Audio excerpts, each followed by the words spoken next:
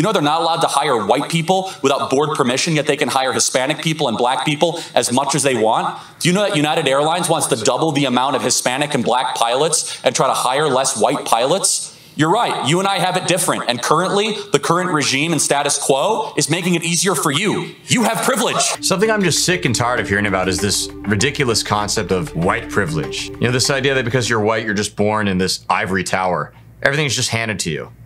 Yeah.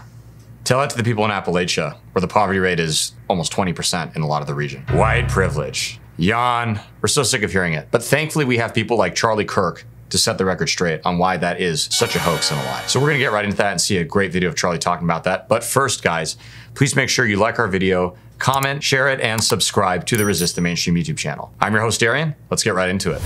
How the heck can you come to a state like Arizona, live here, and Tucson, when we had, and say there's no such thing as white privilege or racism, when there's been not one, but two laws that have been deemed racist by a federal lawyer in the past 11 years. And here's the law. I know you go after people, man, and I got my facts. Oh. Buckle up. All right, cool.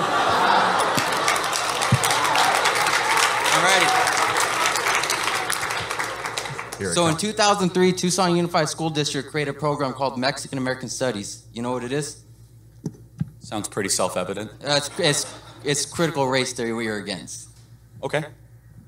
So in 2000, it was made to close the achievement gap for Latino students, for European American students. TUSU has 75% Latino students. In 2007, we caught up. This is right around the time where Tom Horn, the state superintendent, saw this. He called these classes racist, teaching the overthrow of the government. He lied and said they were segregating these schools, segregating the students. But here's the thing, he never went to a class. And he tried 3 different times, in 2007, 2008, 2009, and by 2010, Governor Jan Brewer signed the law that banned these classes. The only reason why he saw this, because he saw that Latinos were catching up. In 2017, a federal judge deemed that the law was racist, and that his whole point of view was racist, and it was the 14th Amendment that was wrong for us. He deemed these classes that were racist the whole time. So I want to know, how can you come here and tell me there's no such thing as white privilege and no such thing as racism? Easily. There's no such thing as white privilege or racism. So. There's racism, but it's not institutional. I mean, so are you saying the judge was wrong? Of course. I mean, your judges could be wrong all the time without specific knowledge of what you're talking about with that. But here's the most obvious way I could debunk what you're saying, which is you assume Jan Brewer signed it because she hates Latino people. Is that right? It came out that she has. It's been proven. Hold on a second. Hold on. Whoa. What evidence do you have that Jan Brewer hates Latino people? If you go watch the documentary about Raza Studies. What? It's been go watch the documentary called Raza Studies. It's about Mexican American studies. La Raza Studies? Raza Studies. Okay. Well, yeah, not exactly well versed in that, but what's wrong with that? I'm not saying there's anything wrong with it. It sounds interesting. But I suppose the question is, would there be another explanation for Jan Brewer doing that? Or are you going to blame? She signed another law called SB 1070. So what about SB 1070? What's wrong? Do you know what SB 1070 is? Tell me what it is.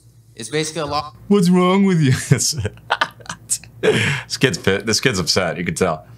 For an officer to pull me over and ask for my papers when I've never even been to Mexico. Okay, well, I think people should be asked for their papers regardless of the skin color. Okay, so there we go. Here's white privilege. Why is that white privilege? Okay, here we go. How is that white privilege? Here we go. Who are they going to ask for their papers, me or you? I get asked for papers all the time when I get pulled over.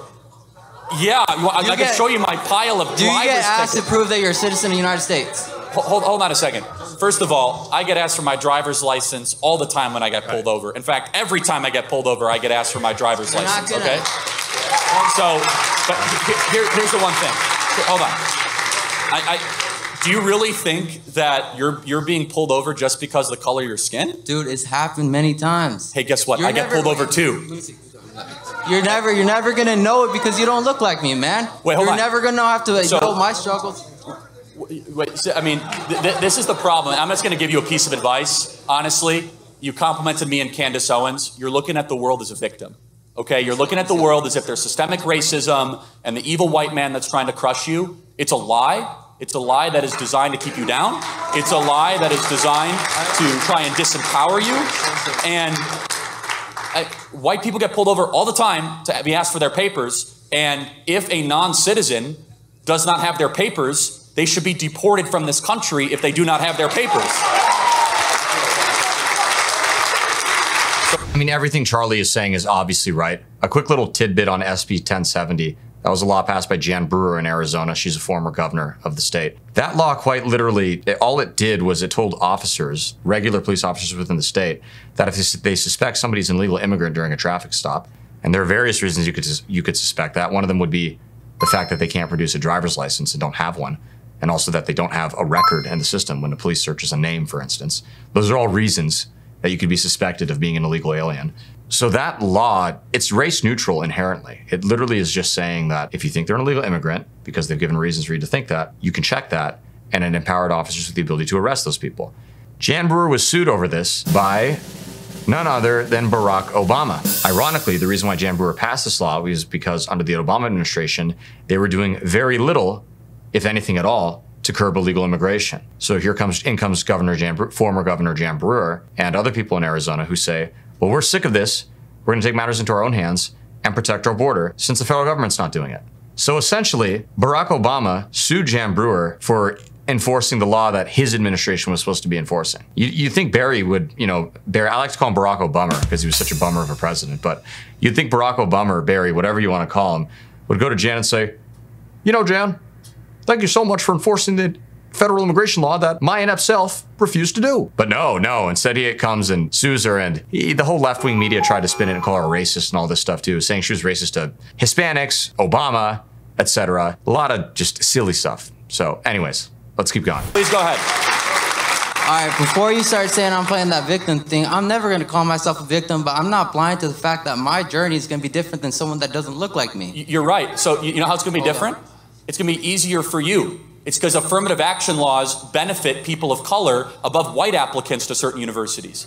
In Texas, if you try to get Regeneron or monoclonal antibodies, the specific position of the Texas Health and Human Services is we only give Regeneron to Hispanic and black people and not to white people. At State Street Capital Advisors, if you want to be a financial manager, they're not allowed to hire white people without board permission, yet they can hire Hispanic people and black people as much as they want. Do you know that United Airlines wants to double the amount of Hispanic and black pilots and try to hire less white pilots? You're right. You and I have it different. And currently, the current regime and status quo is making it easier for you. You have privilege. Whoa. Charlie Kirk with the Uno reverse card. Maybe we don't have white privilege after all. Sounds like that kid might have a case of brown privilege. I'm just saying, look, sue me, cancel me, whatever, but if they get to say white privilege, oh, because you're white, you got all this privilege. I think brown privilege is a fair term to use. I mean, it sounds like an actual privilege given that, as Charlie just pointed out, they're getting preferential hiring, whether it's university admissions, the workforce, management, all that. So who's really privileged? I think that's a fair question to ask. Let's keep going.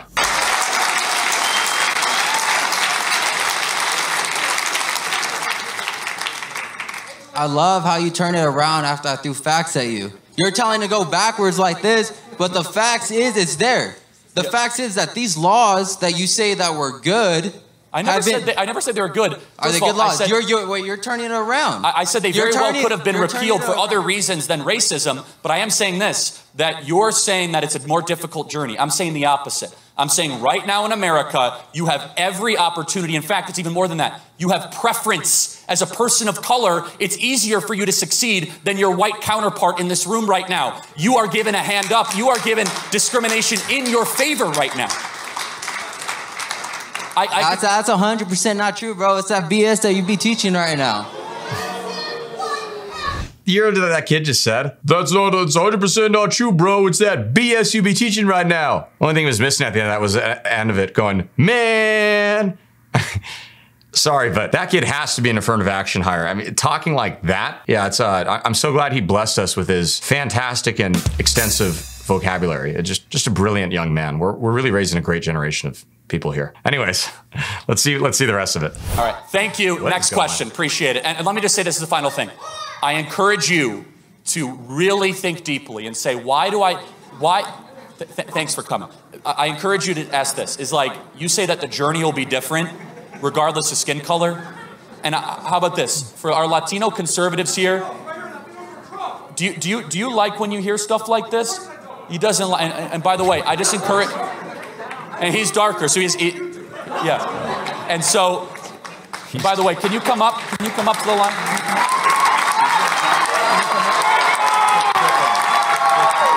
Go to the line, yeah.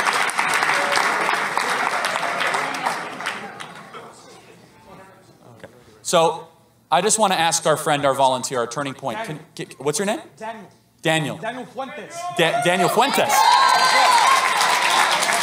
Daniel, our journey's different. Does skin color matter? Our journeys are different, bro, because like you say, you know, we're one united under God. You know, I have been pulled over by cops many times. Most 99.9% of the times, these cops have treated me in the nicest ways. Cops that are probably look nothing like me. You know, every single turning point event that I've been to, where obviously I could tell all of my Caucasian brothers and sisters, they have treated me in the nicest of ways. It has always been whites kind of on the left that have always mistreated me. I've gotten more mistreat from whites on the left than on the right for being a Latino conservative. God bless you, and thank you, Daniel. Thank you both. Appreciate it. We'll get to the next question. Thank you. We'll go to the next question. Thank you. Let's go, Brandon. Let's go, Brandon.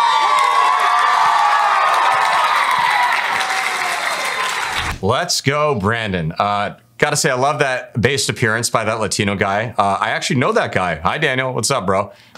Cool to see you in that video. So yeah, hope you guys enjoyed that. As always, you know, let us know how you feel about the video. If you have any suggestions, let us know, and we'll see you guys again soon. Thanks. God bless, and Christ is King.